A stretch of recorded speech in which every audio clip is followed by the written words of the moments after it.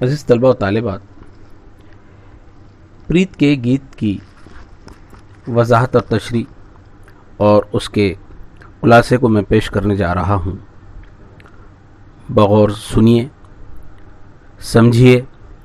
تو آئیے، پریت کے گیت جس کے شاعر حفیظ جالندھری ہیں، انہوں نے اس نظم میں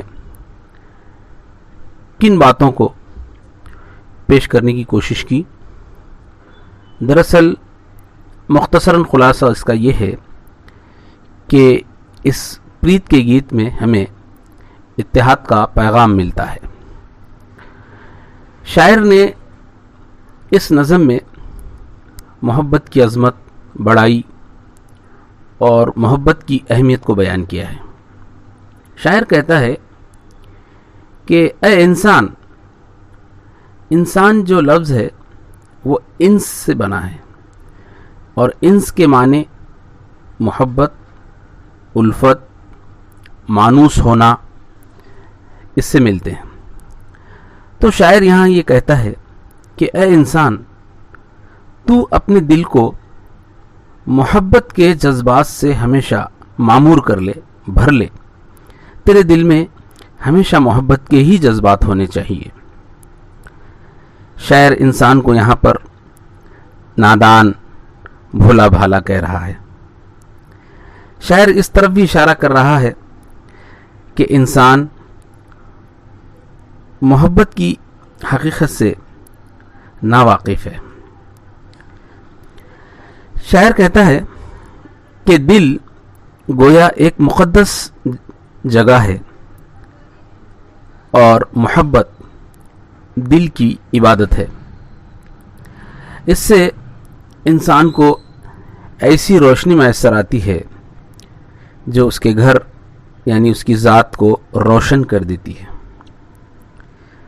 یہاں شاعر اہل وطن کو یہ یاد بھی دلانے کی کوشش کر رہا ہے کہ ہمارے ملک میں پرانے زمانے سے ہی محبت اور اتحاد کی روایت رہی، چلن رہا۔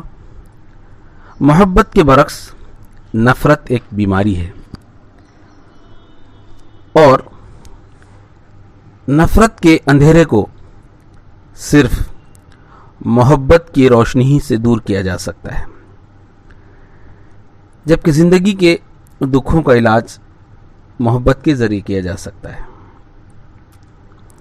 تو شاعر کہہ رہا ہے کہ انسان کی بنیاد ہی محبت ہے۔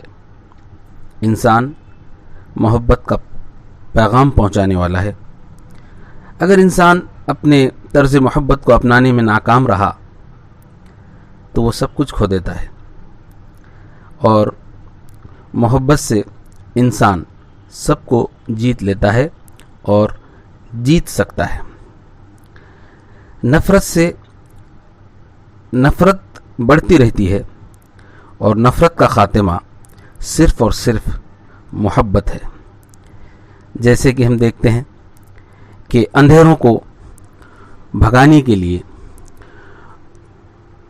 روشنی کی ضرورت ہوتی ہے، اسی طریقے سے ہم نفرت کے اندھیرے کو محبت کی روشنی سے، محبت بھرے چراغوں سے دور کر سکتے ہیں۔